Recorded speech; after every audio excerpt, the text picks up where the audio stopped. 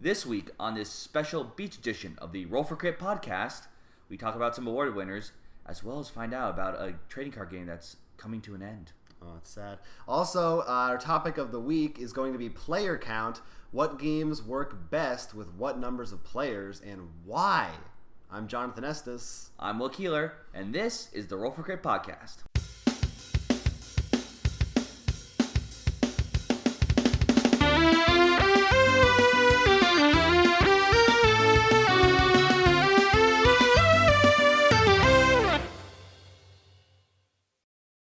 So, Gen Con, of course, happened last week. We've still been recovering from that quite a bit, and lots of our news has been coming out of there as well. One of those things is that they also had the ENnie Awards. The ENnie Awards. The ENnie Awards. E-N-N-I-E-S, the Ennies. For those of you who aren't in the know, these are the awards they give out to role-playing games specifically each year, and there were a number of awards. There's a number of different categories they give for best art, design, etc., etc., etc. A few of the highlights, the notables, Pathfinder was one of the big winners, taking awards for art. Also, they got best RPG-related game, which was the Pathfinder Adventure card game, which of course is not an RPG, but based off that system. You've also got Product of the Year went to Numenera from Monte Cook Games, and Best Game, which those two are apparently different things, went to the Fate Core system from Evil Hat Games. So you can see the full list on our site. We, of course, we only very little bit have started to dabble in the role-playing world, so most of these we have not tried, but we've definitely heard a lot about Pathfinder and Numenera and these other games. I mean, and I know I do. I don't want to speak for both of us, but I definitely want to try them out at least. Absolutely. Yeah. You can speak for me if you wish. So, yeah, definitely check out the list. Lots of cool stuff, man. If you're looking for getting into an RPG, probably a good place to see what's hot out there. Mm-hmm. So, a good way to maybe spice up things up in your group. Yeah, I thought you were going to say in your relationship. I mean, I guess if you're both into it, I don't know. Yeah. Or maybe, you don't tell her that and you just hide behind a door and secretly Skyping with your friends role-playing. Don't let her know your horrible, horrible secret. That's the most accurate description, yeah. How about some sad news for us? Yeah. Now, many of us have played trading card games, and it's always sad when they discontinue it, which is really hard to compete against a lot of the bigger ones because, they really take up a lot of space, and it's hard to put your money into many different trading card games. This is really sad. If you're a fan of the Kaijudo trading card game, they are coming out with the next set, Vortex, but that will be the last one. The Wizards responded they're really sad. They don't understand a lot of fans like this. They're going to still be holding some tournaments around for the next year. So, I mean, it just doesn't get enough popularity, I guess, to think it's feasible. I mean, they have Magic, the Gathering already, so it's hard to compete with that. Yeah, they're sort of competing with themselves. Yeah. Because they're both Wizards of the Coast. And, I know this wasn't the first time that sort of happened to Kaijudo. Like, they had sort of their first set, and they sort of stopped, and then they sort of rebooted and brought it back. So, I mean, we'll see what happens. Maybe they're just stopping for taking a break, but, I mean, it's sad to see, I know. And if you collect it, I'm sorry. It always sucks to know that you're never going to get what the next set is going to bring. Yeah, it's a rough thing because it is a tough... I mean, if you're not Magic and you're not Pokemon or Yu-Gi-Oh!, it really is. It's hard to get into that market because it's such a money sink that people they pick one and stick with it. It's like WoW for MMOs. And what's even scarier, like, for all the people who are playing Kaijudo out there, think of if that was your main one, you've been putting all this money into it. Right. It's sort of... Yeah, that's a little disappointing. I guess you can still play with the cards you have. Well, that's why I think the living card game, or expandable card game, depending on who you are, is going to become a bigger thing, because I feel that's not as much of a money sink, so more people could do that. Absolutely. So you can still get the trading card game sort of feel without the... And you don't have to worry about if they stop making it. It's not as... I guess it still is sad if you're still customizing your decks, but hey, they all got to end at some point. I mean, even Magic is going to end at some point, right? No, it's going to continue on like The Simpsons, forever and ever, just like every episode that's airing. Like 2314, people are still playing new Magic cards. Oh yeah, no, I got a pack from the future. Millions of sets. I forgot you were a time traveler. Yeah. In other more upbeat news, more coming out of Gen Con, actually. Days of Wonder actually held their championship, well, not championship, but regional or national tournament for Ticket to Ride last week. And there was a winner, and his name, which I have here, was Kenneth Helfron. I don't know how you pronounce it, but he actually won 7 games of Ticket to Ride in a row. That's impressive. It is impressive. So he and runner-up Scott Scribner both have been awarded a trip to Paris where the actual final tournament takes place. I think it's like a worldwide tournament. I didn't even know Ticket to Ride had worldwide championship tournaments. Well, there are a lot of games out there that I think people love tournament styles. I mean, for me, that's not my scene. I like just playing with my friends, but people like winning with prize money. I'm curious though what they do for maps. Like, is it all the United States map from the base, or do they use like one of the European maps? Good question. They must have some sort of a standardized... Because that changes everything. Or is it random? Like, maybe each game could be a different map? You'd have to look. My assumption would be they stick with the basic, the original. Because, I don't know, it just seems like it's a Ticket to Ride championship, right, not a Ticket to Ride whatever. But no, cause it's tough because you have to really... Like, you got to dedicate your life to that one game that you decide you want to be in the tournaments for. Like, you basically are just playing that, thinking of strategies all the time. Well, I think for me also, it's work now. Yeah. Oh, yeah. You don't want it to be work. And, like, I mean, like, sure, we're working on playing games, but we still have fun playing the games. Yeah. I mean, for them, that's like... losing a game actually costs you money. Right. Not for us. A lot more at stake. Yeah. A lot. So, it's probably a bit stressful, but I mean, congratulations. Congratulations. I mean, I'm guessing you got all the sweet routes, and yes, I'm sure. I wonder if they include Alex and Dexter. Alvin and Dexter. Expansion. Yeah, because that changes things. I hope they at least use the bigger cards. Oh God! Once we got those, it's just you can't go back. You can't go back. Hey, they're available on our website right now. Next up. In other news, like we're talking about all the playing board games, but it's hard for some people because they have some sort of disability, whether that's hearing impaired or sight. You've got the real downer stories. Yeah, I do. Well, no, this one's a downer. You're right. Because recently there was a Kickstarter, like for example, that made Braille die. So like, they could roll the die and actually know what the hell they got, so they can play Dungeons and Dragons and whatnot. And now, in a university in India, I apologize for about to butchering it. Samaya University created a special chessboard in which the black and white pieces, you can feel them differently. Actually, voice recognizes what space you put it on. And like there's braille on the pieces, so you know what each piece is as well. It's pretty cool. Yeah. Well, it's a great start for allowing people to actually get into these games who might not have the chance at first. And it's going to be interesting because this chess is one of the most oldest games and simplest in pieces wise compared to some other ones. Right. And see if maybe the people try to bring that with other games. Like, can you imagine if someone tried to do that with Eclipse or Arkham Horror? Like, they actually a full board, like, you have moved into the other world. Yeah, it's something that we don't think about that much, but it does, again, suck if... if you are visually impaired, and you can't. It's hard to play a board game. They don't design them for that. They don't think for that. Like I know one of the things, even just for us, is that our friend and producer Ivan is colorblind. So a lot of games don't take that into account, and it's hard to know which pieces represent what. Yeah, I know video games are just starting to do that with some of them. Some adding like colorblind version and whatnot. It's a little harder with video games. Because with the competitiveness, for example, you can't add if someone is deaf. It's hard for them. You can't add a mod that like makes it because when you're playing a Call of Duty, hearing around you is important. So if they add a mod that shows a light showing if something's nearby, then the problem is people will take advantage of it who aren't deaf. Oh, yeah. So it's much harder with that. So, I mean, maybe board games, though, I think that you can do that a little bit easier. And at least with board games, someone, if you know the rules, someone else can help and be like, here's, I'll move your piece and blah, blah, blah. Right. But anyway, it's nice that they're doing that. It's good that they're trying. I mean, we'll see what comes out of this. I mean, it's a start. And it's cool just technology-wise, too, the idea of it. So hopefully, though, they make it so it's affordable, too. Right. That's the big thing. That's true. If you look at the article, it is big and clunky, so I'm guessing it's also pricey. Also, you have to really just want to play chess pretty bad. Well, you could maybe do checkers as well or something. So yeah, that's our news for this week. That is our news, so that will take us into our Kickstarter Pickstarter.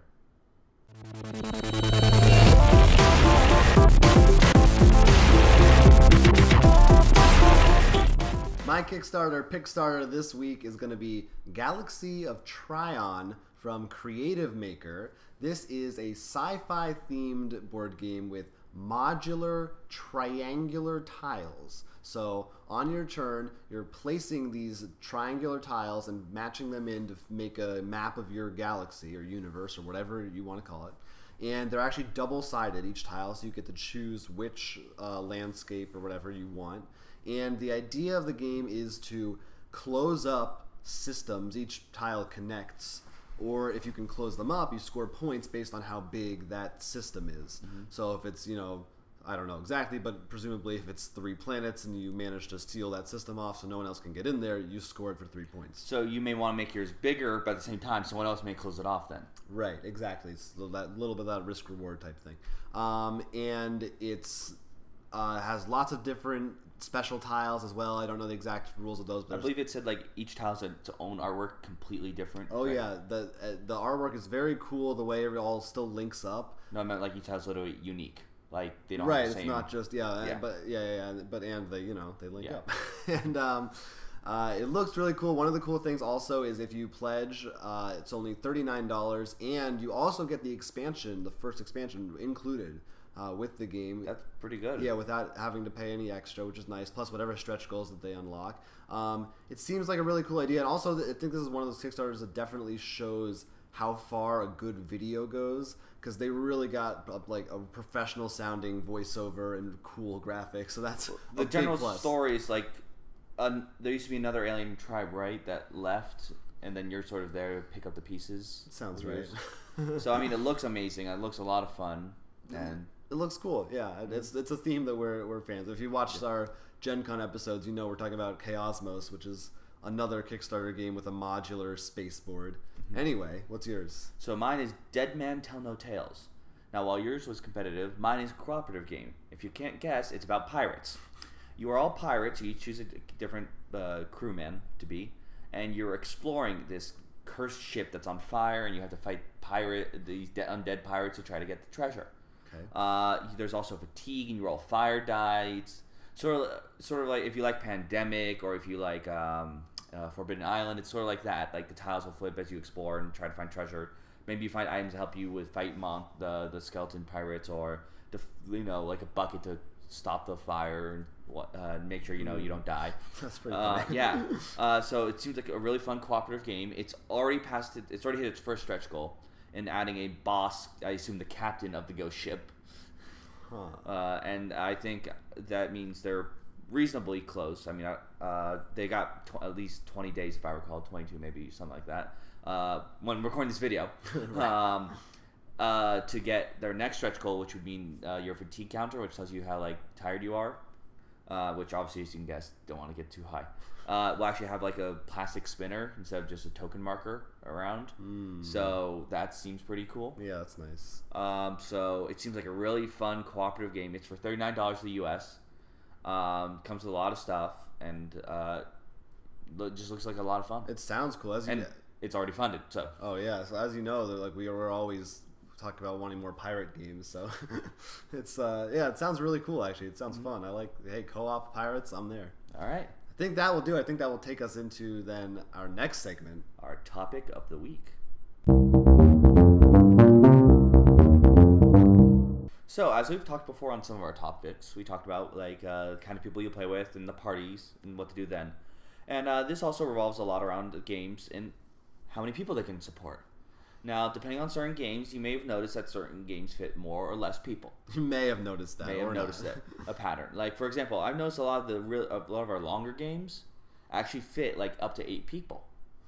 Whether that's optimal, that also brings the next issue, the optimization of the games. Right. Well, I know. So, for example, I'll just jump right in here. Yeah. We played Eclipse earlier this weekend, which is a heavy space themed game, and with the expansion, that actually can fit up to 9 players. However, if you look on the box, the game length is 30 minutes per player.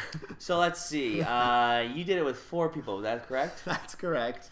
So that should have taken you 2 hours? Yes. And how long did that take you? And I would say, not accounting for breaks and things like that, probably 4. Now, granted, that all of you are learning new, but if you're playing with 9 people, chances are I'm guessing that some of them are new. Yeah, that's going to be a full game day, that game. So there's definitely is for a lot of games. Well, so time, of course, is one issue. And then beyond that, just how games play. Right. I know one in particular, both of us mentioned, is Legendary. Which will have a playback soon. Mm-hmm. I'm not sure when, but we mentioned this there as well, but we'll talk about it now. But yeah, it fits up to 5. Yeah. But really, we find that difficult to play against because you really need your turns to come around to buy more stuff, but because the villains usually run faster than you can make your deck strong. Yeah, it makes it much more difficult to build up at that pace.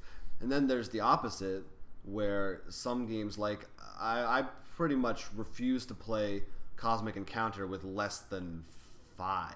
I think it technically can fit 3, but it just really it doesn't meant for that. I think anything that's diplomatic involved, you want more people because I really feel, especially, can you imagine if it's just 2?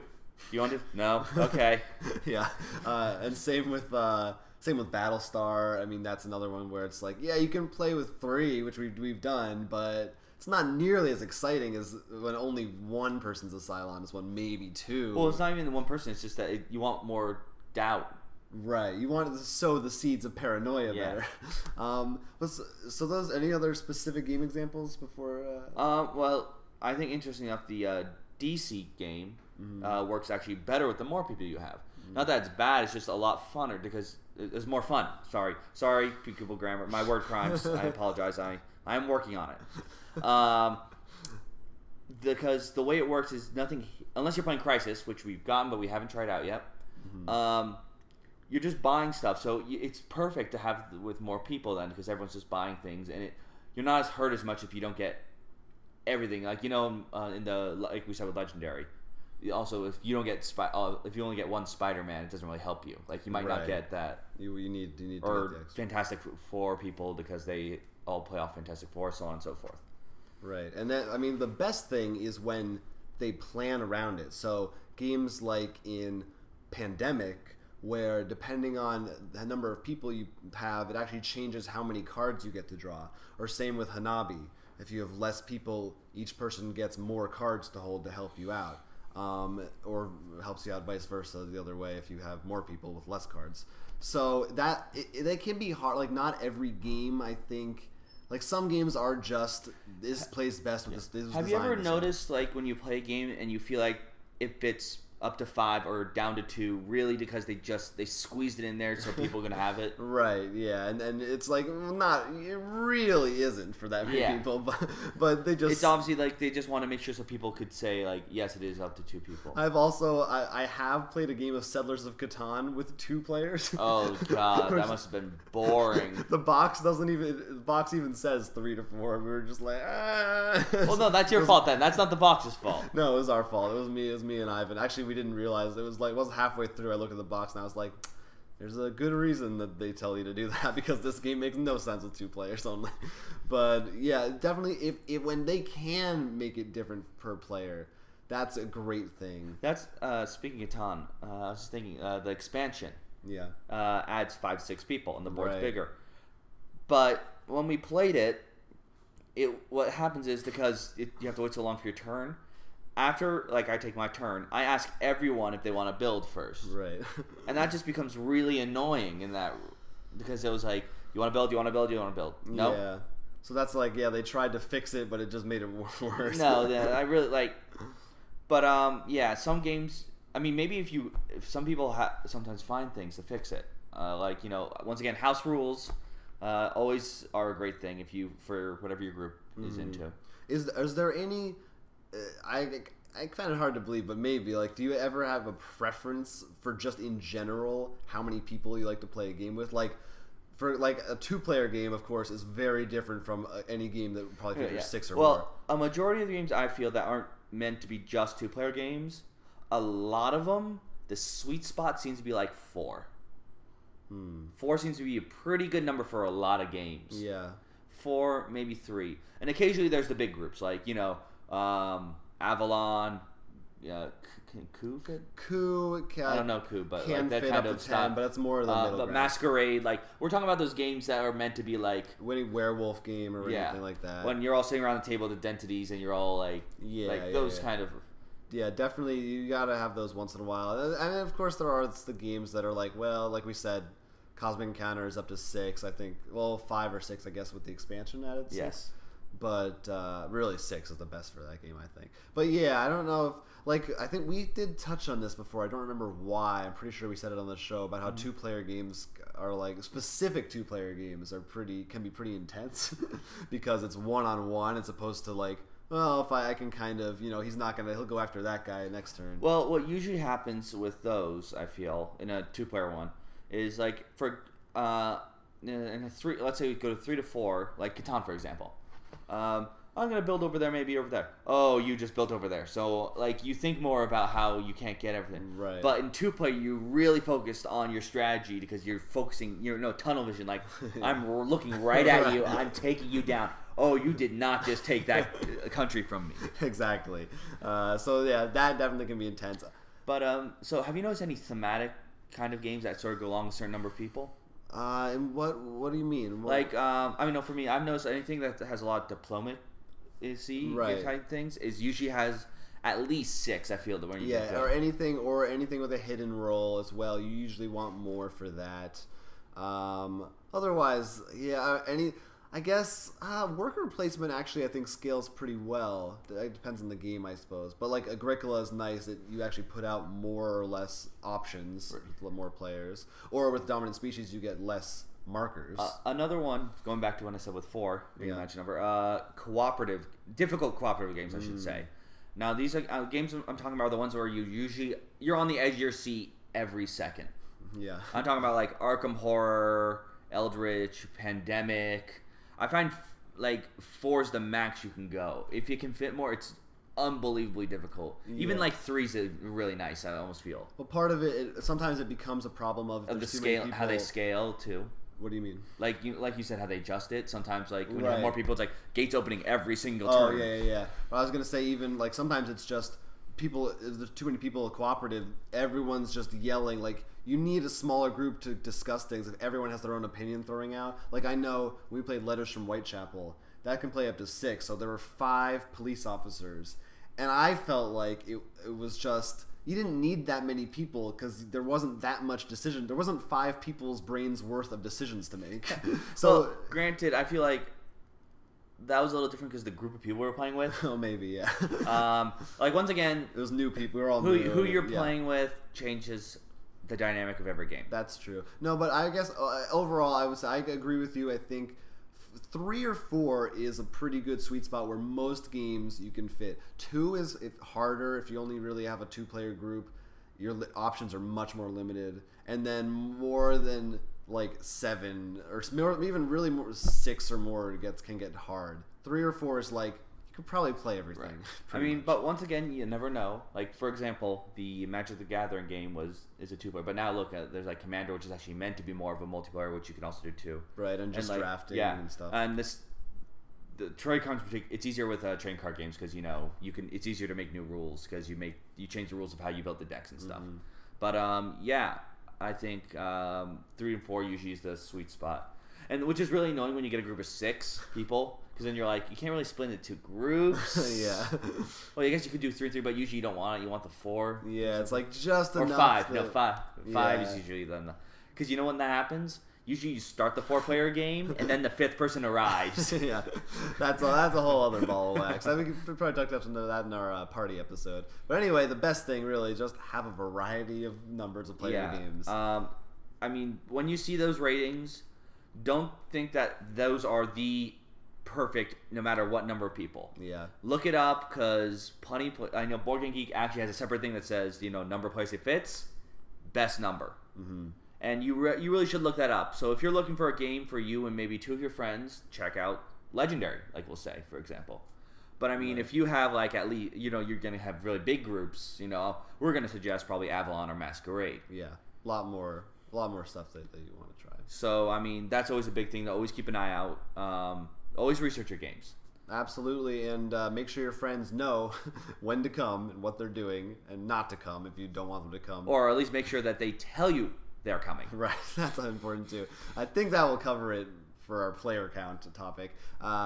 Hey, if you have a suggestion, maybe there's a game that you think works really well or doesn't work with a certain number of players, or you have a preference for numbers of players, anything we talked about, you can... Maybe a house rule that you made a game better somehow. Yeah, maybe the ones we said we don't like, maybe they found a way to make it better. Yeah, that would be awesome. We would we would love that a lot. Please.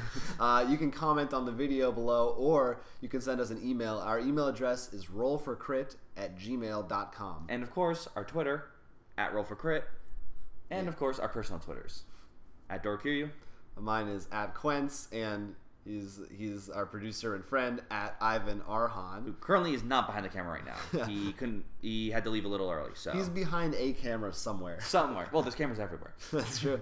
And please, if you liked any of the games we talked about on our show, we'll have links below. You can buy them, and you can read all the news we discussed. Plus, we post news every single day. And depending on when this posts, we'll actually have a bunch of new games on our site too. New games coming out all the time. Keep checking back. Lots of fun stuff. Our website is rollforcrit.com. Surprise, surprise. I think that about does it. That's it. Thank you so much for watching our special Fun Time Beach Party episode. Sorry we couldn't go outside, but you would have been only hearing winds and waves. You would have felt like you were really there, but you didn't want to be really there. My name is Jonathan Estes. I'm Will Keeler, and this has been a Roll for Crit podcast.